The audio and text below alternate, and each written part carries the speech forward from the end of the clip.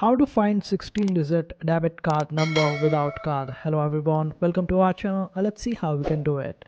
I'm taking the example of Wells Fargo. So you can do the similar act on any of the bank out there in order to find the 16-digit debit card number. Simply log into the application of that particular bank on your mobile device. You will be needing the username and password. Just simply provide the credentials and log into your account. After logging into your account, go to the card details section, and over there, after providing the security code, you would be able to see the card details, and it is the digital card details. So you would be able to see the card number, also the debit card number. Just simply use it up wherever you want, and this is how you would be able to use the or find the 16-digit debit card number without card, and this is how you do it.